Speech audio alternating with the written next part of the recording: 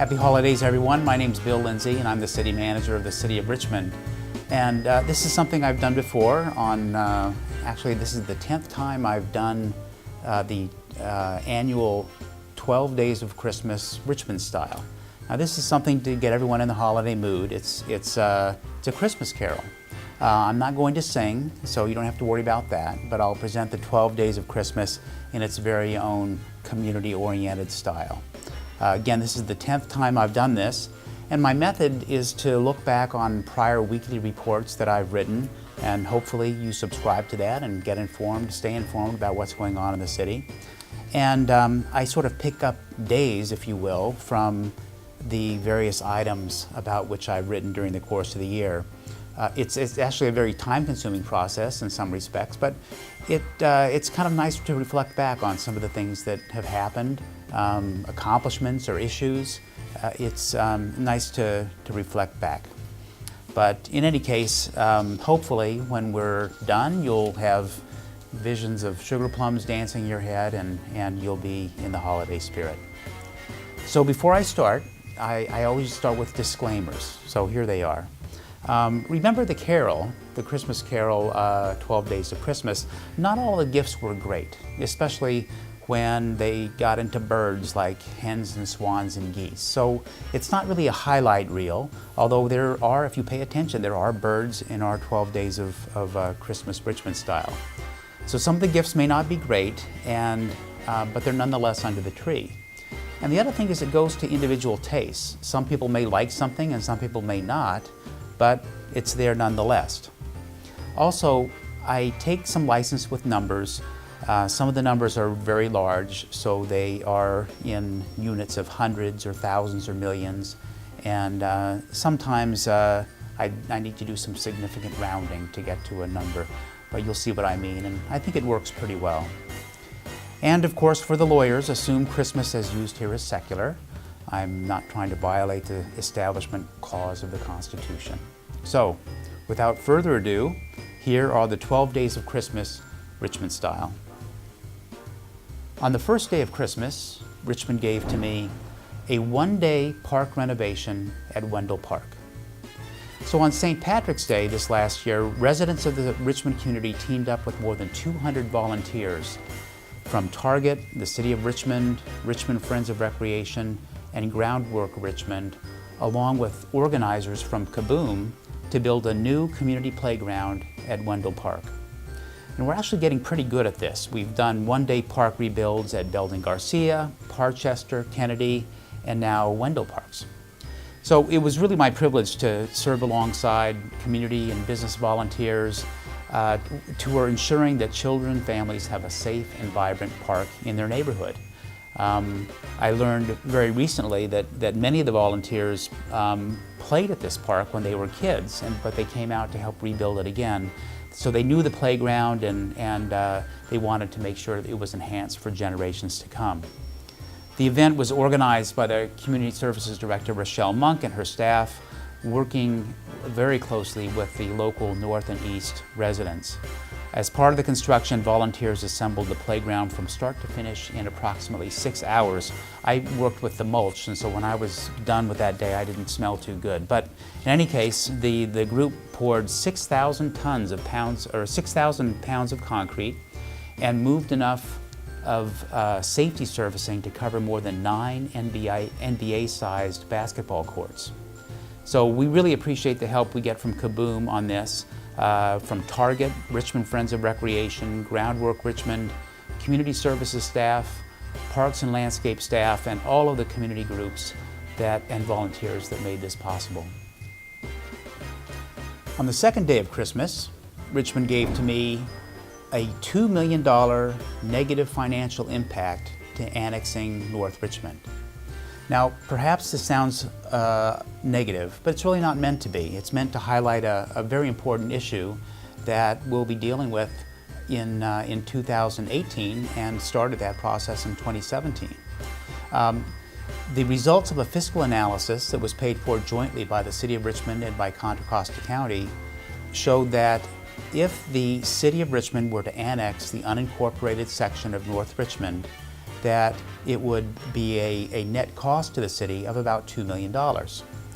After reviewing the fiscal analysis, the Richmond City Council voted to do additional significant public outreach in the unincorporated North Richmond area, including doing a formal survey of its residents and prepare an application to the Local Agency Formation Commission, which is the county agency that looks at boundary reorganizations. So the process may lead to a formal vote by North Richmond residents in sometime in 2018, deciding whether they do want to annex to the City of Richmond, and they'll have to learn about what the service changes might be, what their taxes might be, and how they change. So this is a very important issue for the community in 2018, and hopefully you'll be hearing a lot more about it. So because you've all been very good this year, I will give you a bonus gift. On the second day of Christmas, Richmond also gave to me 2 ospreys, Rosie and Richmond. The San Francisco Bay Area and the world really got an astonishing view into the life of a pair of ospreys nesting in Richmond thanks to the launch of the region's very first live streaming osprey nest camera. Before nesting began this last spring, the Golden Gate Audubon Society installed 2 high-definition cameras at an osprey nesting spot, which is on the historic Whirly Crane at the Port of Richmond Shipyard 3. And this live video stream allowed the world to enjoy close and personal views of an osprey pair, and they were named Rosie and Richmond, as they hatched and raised 2 baby chicks. Whirly and Rivet were the names given to the chicks.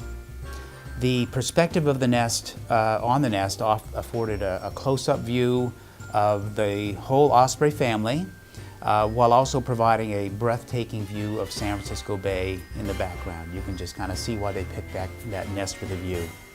Now, it also gave us a little bit of a heartbreak because Whirly, one of the baby chicks, didn't survive the summer. It sort of gave us a harsh look at sometimes harsh nature.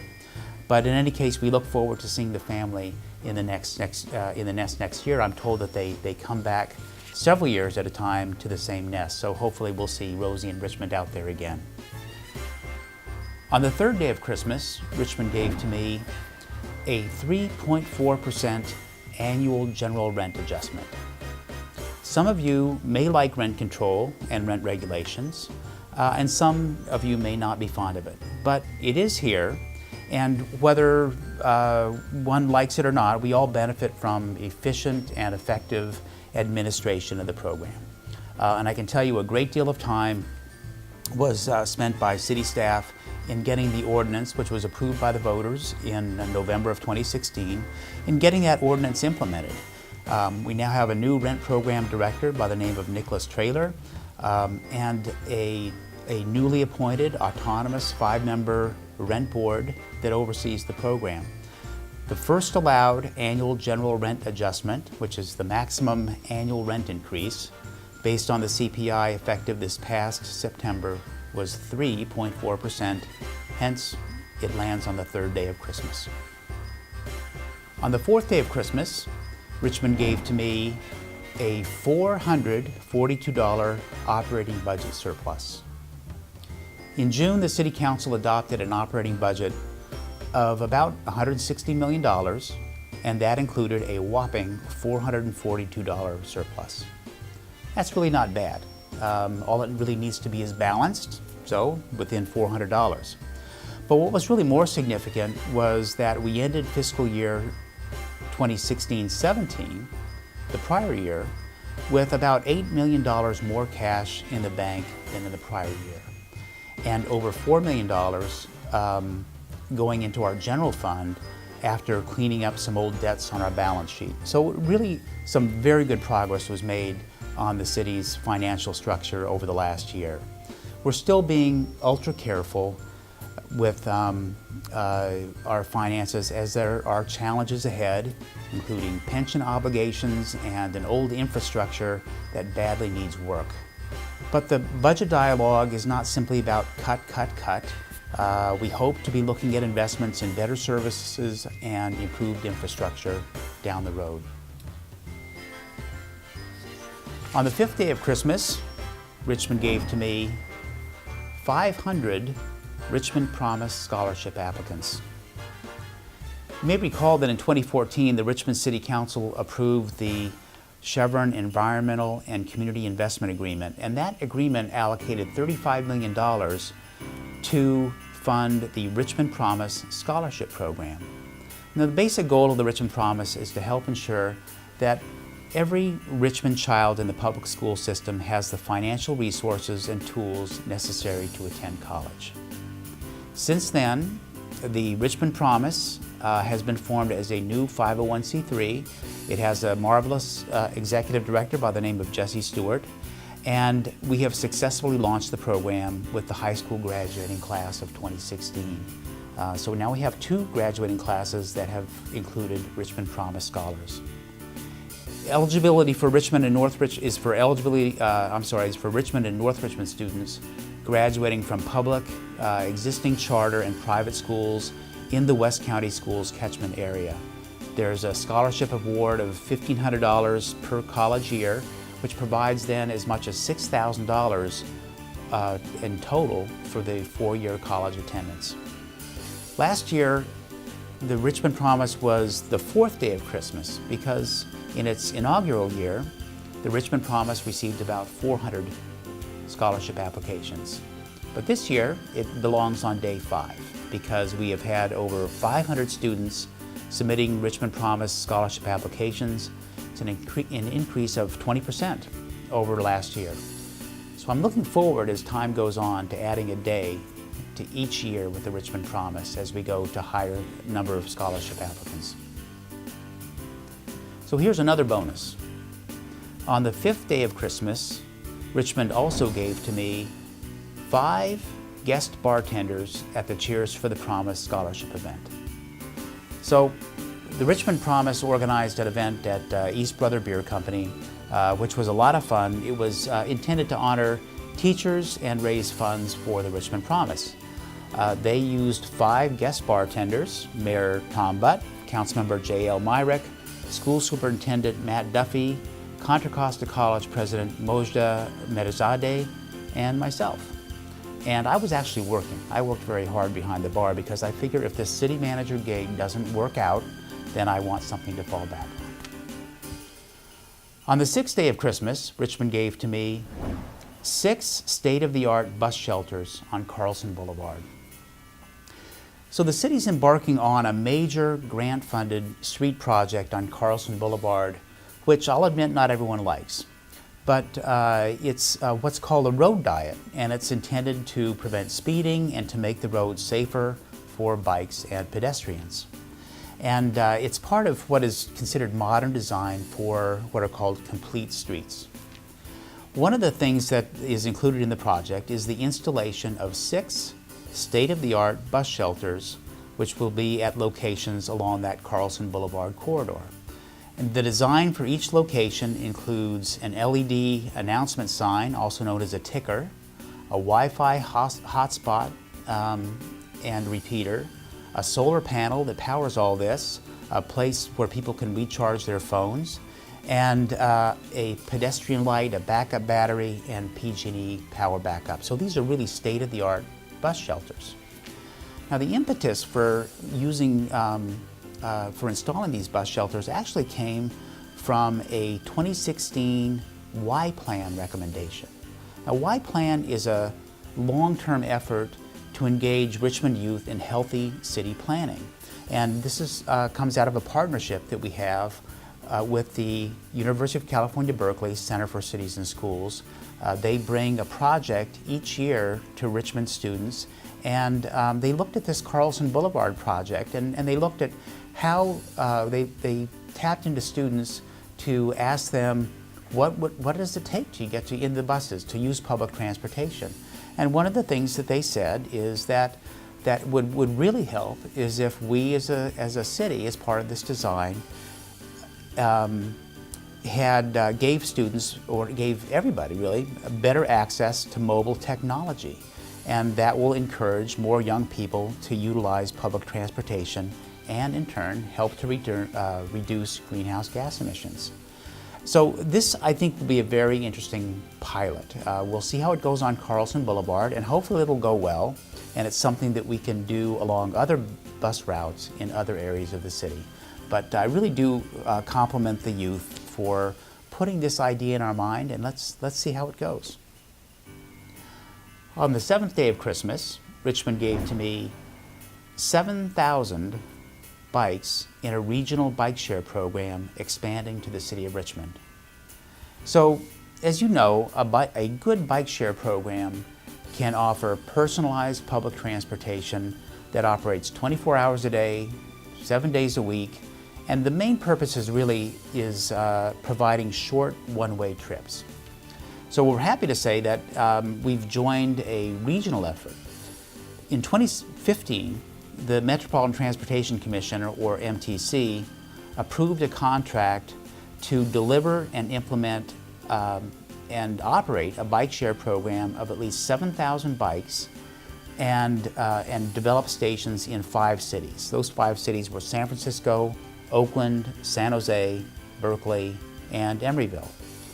At the same time, the Commission also said, let's set aside another $4.5 million from these federal funds and look to expanding the program to what they called emerging communities. So the first phase has been launched, and it's really been launched very successfully.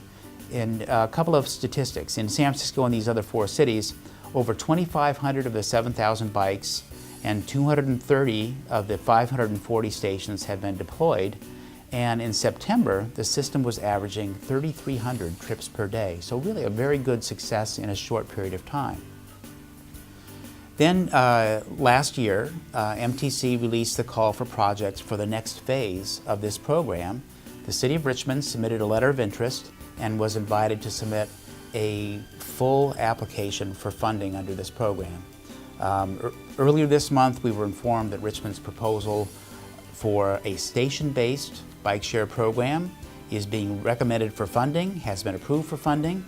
We will receive about $1 million for the project, and so in Richmond, bike share is coming to a station near you in the form of 14 stations throughout the community. On the 8th day of Christmas, Richmond gave to me an $800,000 solar installation at Triangle Court. The City of Richmond Environmental Initiatives Division, working with the nonprofit Grid Alternatives, collaborated on a solar installation project for all 98 units at the Triangle Court community. The solar project was funded with $800,000 from state cap and trade funding and will significantly reduce residents' electric utility bills. Each household at Triangle Court is estimated to save $18,000 on electric utility costs over the lifetime of the system, with a total savings of $1.8 million for all the 98 units. There is 200 kilowatts of solar that Grid installed that also will reduce about 4,000 tons of greenhouse gas emissions over the lifetime of the systems. So this was a great project. It was led by the City Manager's Office staff member Adam Lenz, and I think it as much as anything else, shows Richmond's commitment both to reducing greenhouse gases and to doing so in a very equitable way, reaching this lower income community. On the 9th day of Christmas, Richmond gave to me 9,000 square feet of commercial space leased at the BART parking garage. As part of a plan to have a transit-oriented development at the Richmond BART station, a number of years ago, the City of Richmond constructed a 769-space parking structure at the BART station. And rather than the fairly common urban practice of having the dead space of the side of a parking garage along a major street, this particular parking garage was designed where the ground level along McDonald Avenue includes approximately 9,000 square feet of space designated for commercial use, so it helps to activate the street front. The space is a revenue-generating opportunity for BART, which is the landlord, and it provides an opportunity for retail and commercial frontage along one of the pedestrian paths to the BART station. So BART staff has been working with the city and with Richmond Main Street to advertise the availability of the retail space and to identify potential retail tenants. In December of last year, BART was approached by Ernst Valeri of EVI. Ernst is the developer selected by the Richmond City Council for development of the 12th and McDonald space. And he was very interested in leasing the space for commercial development. And also, as part of that commercial occupancy, it'll include a Richmond business hub, which has been branded as CoBiz. And that'll house workspace incubation offices, educational training facilities, and event space. And then the other areas will include retail operations that will likely include food and beverage sales that you would expect along a major thoroughfare like McDonald Avenue. So the primary investor in this Richmond business hub is Equip Richmond, and that's funded and managed by Chevron. And that EQUIP program is intended to be a resource tool to leverage the investments of other businesses, foundation, institutions, and individuals. Other partners in the CoBiz program includes the Richmond Community Foundation, Richmond Chamber of Commerce, Richmond Main Street, and of course the City of Richmond. So it was just this past October that the BART Board of Directors unanimously approved the lease. So look forward to that being developed in the very near future. On the 10th day of Christmas, Richmond gave to me the 10th anniversary of Richmond Build. On March 31st, the Employment and Training Department's Richmond Build program celebrated its 10th anniversary as one of the nation's premier construction skills programs. Richmond Build was established in 2007, and it was really established as a violence reduction strategy with the idea that improving employment opportunities can help reduce violent crime. It's been under the leadership of Employment and Training Director Sal Vaca and Employment Specialist Fred Lucero. And you need to hear some of these many accomplishments over the past 10 years. These include that the program has trained and placed over 1,000 Richmond residents in employment and careers in the construction and renewable energy sectors. Over 30% of graduates are ex-offenders and nearly all are minorities. It has achieved an 80% placement rate with an average starting salary of $18 an hour. The program was recognized by the Federal Department of Labor, Environmental Protection Agency, and the California Workforce Development Board as a best practice. It's received the FBI Director's Community Leadership Award, and it was a semifinalist for the Harvard Innovations in Government Award. The Employment and Training Department relies on getting grants, and because of their success, they are very good at securing money. In fact, they've secured 30 grants over the last 10 years, totaling over $13 million for this very, very outstanding program. So there's some good news and some bad news for this year's graduating cohort. We were scheduled to have a graduation this past November 17th. As we're taping this, it would have been last Friday. But the bad news is that we didn't have the graduation. But the good news is the reason we didn't have the graduation ceremony is because all 21 students of the cohort 34 for the program had secured employment, and because they were working, they weren't able to attend the graduation ceremony. 100% success in a very little amount of time, and continued success and happy anniversary for Richmond Build. On the 11th day of Christmas, Richmond gave to me an 11% increase in sales tax receipts from the second quarter 2016 to the second quarter of 2017. So last week our finance department staff met with our consultant, and they confirmed that sales tax was growing very well, and it did have an 11% quarter-to-quarter change from 2016 to 2017. Enough said about that. That was the best I could do for number 11, so we'll move on. On the 12th day of Christmas, Richmond gave to me 12 ferry vessels now in the San Francisco Bay ferry fleet.